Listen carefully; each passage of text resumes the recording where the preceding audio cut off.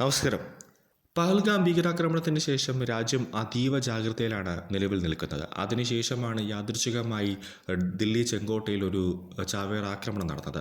യഥാർത്ഥത്തിൽ ജനുവരി 26, അതായത് രാജ്യം റിപ്പബ്ലിക് ദിനം ആഘോഷിക്കുന്ന ആ ഒരു സമയത്ത് ഒരു ചാവേർ ആക്രമണം അല്ലെങ്കിൽ ഒരു ഭീകരാക്രമണം നടത്താനായിരുന്നു പദ്ധതിയിട്ടിരുന്നത്. പക്ഷേ അതിനു മുന്നേ തന്നെ UP പോലീസിൻ്റെ ഒരു സംയുക്തമായ നീക്കത്തിൽ ആ ഒരു പദ്ധതി പൊളിച്ചടുക്കി.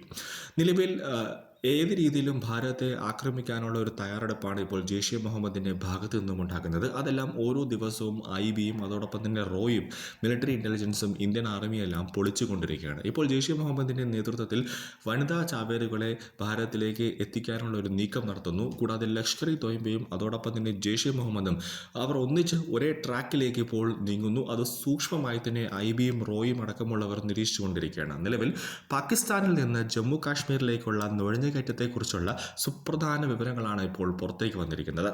നിയന്ത്രണ രേഖയ്ക്ക് കുറുകെ ഏകദേശം 69 തീവ്രവാദ ലോഞ്ച് പാഡുകൾ സജീവമാണെന്നും അവിടെ 100-ലധികം ഭീകരർ നുഴഞ്ഞു കയറാൻ കാത്തിരിക്കുന്നുണ്ട് എന്നാണ് BSFിൻ്റെ കാശ്മീർ ഫ്രോണ്ടിയർ IG അശോക് യാദവ് പറഞ്ഞിരിക്കുന്നത്.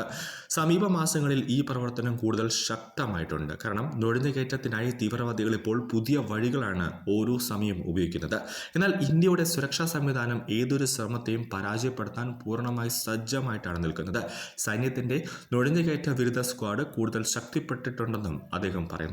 ഇതിൽ ഏറ്റവും കൂടുതൽ ഈ തീവ്രവാദികൾ നുഴഞ്ഞു കയറാനായിട്ട് ഉപയോഗിക്കുന്ന സമയം എന്ന് പറയുന്നത്, അല്ലെങ്കിൽ ഉപയോഗിക്കുന്ന ദിവസം, അല്ലെങ്കിൽ ഉപയോഗിക്കുന്ന മാസം എന്ന് പറയുന്നത് ശൈത്യകാലമാണ്. അതായത് ശൈത്യകാലം അടുക്കുമ്പോൾ മഞ്ഞുവീഴ്ചയ്ക്ക് മുമ്പ് നിയന്ത്രണ രേഖയിൽ ഉടനീളമുള്ള നുഴഞ്ഞുകയറ്റം കൂടുതലായി വർദ്ധിക്കുന്ന ഒരു അവസ്ഥയാണ് നമ്മൾ എല്ലാ വർഷവും കാണുന്നത്. അതായത് കാരണം മഞ്ഞ് അടിഞ്ഞു കൂടിയതിന് ശേഷം വഴികൾ തടസ്സപ്പെടുമെന്നാണ് അവിടുത്തെ IG തന്നെ ഇപ്പോൾ വ്യക്തമാക്കുന്നത്. മറുവശത്ത് നിന്ന് നിരന്തരമായ നീക്കം ശ്രദ്ധയിൽപ്പെട്ടിട്ടുണ്ടെന്നും ഇതിനാൽ ഡ്രോൺ നിരീക്ഷണവും ശക്തമായിട്ടുണ്ടെന്നും അദ്ദേഹം പറയുന്നുണ്ട്. ഈ മഞ്ഞുവീഴ്ച ഉണ്ടാകുമ്പോൾ അവിടെ വലിയ രീതിയിൽ മഞ്ഞെല്ലാം കൂടെ വന്ന് ഫോം ചെയ്യുന്ന സമയത്ത് അവിടെ സുരക്ഷാ ഉദ്യോഗസ്ഥർ വലിയ രീതിയിൽ ഒരു ശ്രദ്ധ കേന്ദ്രീകരിക്കാറില്ല. അപ്പോൾ ആ ഒരു സ്ഥലം നോക്കിയിട്ടാണ് ഈ നുഴഞ്ഞുകയറ്റക്കാർ കൂടുതലുമായിട്ടും ആ സ്ഥലം തന്നെ നുഴഞ്ഞു കയറാം എന്ന ഒരു ലക്ഷ്യത്തിലേക്ക് എത്തുന്നത്. പർവ്വതങ്ങൾ മഞ്ഞു മൂടുന്നതിന് മുമ്പ് കൂടുതൽ നുഴഞ്ഞുകയറ്റ ശ്രമങ്ങൾ ഉണ്ടാകുമെന്നാണ് IG അശോക് യാദവ് പറയുന്നത്. ഈ വർഷം ഇതുവരെ 4 നുഴഞ്ഞുകയറ്റ ശ്രമങ്ങളിലായി 8 തീവ്രവാദികളെയാണ് ഇന്ത്യൻ സൈന്യം വധിച്ചത്. ഇപ്പോൾ ഇന്ത്യൻ സുരക്ഷാ സംവിധാനം സ്ഥിതിഗതികൾ നിയന്ത്രിക്കുന്നുണ്ട്. എന്നിരുന്നാലും പ്രദേശം വളരെ ബുദ്ധിമുട്ടുള്ളതാണെന്നാണ് അശോക് യാദവ് മുന്നറിയിപ്പ് നൽകുന്നത്. അതിശൈത്യവും അതോടൊപ്പം തന്നെ പരുക്കൻ പർവ്വതങ്ങൾ, മോശം കാലാവസ്ഥ, അതോടൊപ്പം BAT ആക്രമണ ഭീഷണി, സ്നൈപ്പിംഗ്, വെടിനിർത്തൽ ലംഘനങ്ങൾ, ചാവേർ ആക്രമണങ്ങൾ എന്നിവയെല്ലാം വെല്ലുവിളി വർദ്ധിക്കുന്നതായും അദ്ദേഹം പറയുന്നുണ്ട്. പാകിസ്ഥാൻ സൈനികരും ഭീകരരും അടങ്ങുന്ന പാകിസ്ഥാന്റെ ബോർഡർ ആക്ഷൻ ടീമാണ് രാത്രികാല നുഴഞ്ഞുകയറ്റവും ആക്രമണവും നടത്തുന്നത്. ശൈത്യകാലത്ത് അപകടകരമായ വഴികളാണ് ഇവർ കൂടുതലായി ഉപയോഗിക്കുന്നത്. കാരണം അത്തരം വഴികളിൽ ഒരു പെട്രോളിംഗ് പൊതുവെ കുറവാണ്. എന്നിരുന്നാലും ഈ ഭീഷണി നേരിടാൻ BSF അതിൻ്റെ കഴിവുകൾ വർദ്ധിപ്പിക്കാൻ തുടങ്ങിയിട്ടുണ്ട്. കൂടുതൽ രാത്രികാലങ്ങളിൽ കൂടുതൽ ഡ്രോണുകൾ ഉപയോഗിച്ചുകൊണ്ട് ഓരോ വഴികളും സൂക്ഷ്മമായി തന്നെ നിരീക്ഷിക്കാനാണ് ഇപ്പോൾ BSF തീരുമാനിച്ചിരിക്കുന്നത്.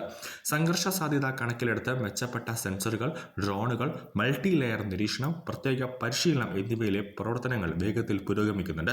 ശൈത്യകാലങ്ങളിൽ തീവ്രവാദികൾ ഇന്ത്യയിൽ ആക്രമണം നടത്താൻ ഒരു നീക്കം നടത്തുന്നുണ്ടെന്ന് സ്പെഷ്യൽ ബ്രാഞ്ച് നേരത്തെ തന്നെ ഒരു മുന്നറിയിപ്പ് നൽകിയിരുന്നു. അതിനെ തുടർന്ന് അതിർത്തിയിൽ ഉടനീളം വലിയ രീതിയിൽ ശക്തമായ പെട്രോളിംഗ് ആണ് ഇന്ത്യൻ സൈന്യം നടത്തുന്നത്. പഹൽഗാം ആക്രമണത്തിന് ശേഷം, ചെങ്കോട്ട സ്ഫോടനത്തിന് ശേഷം രാജ്യം കനത്ത ജാഗ്രതയിലാണ് നിൽക്കുന്നത്. കൂടാതെ ചാരന്മാർ ഭാരതത്തിൽ ഉടനീളം ഉണ്ട് എന്നതും ജെയ്ഷെ മുഹമ്മദ് വനിതാ ചാവേറുകളെ ഇറക്കിക്കൊണ്ട് ഒരു ആക്രമണം നടത്താനുള്ള ഒരു പദ്ധതി ഇപ്പോൾ ആസൂത്രണം ചെയ്യുന്നുണ്ട്.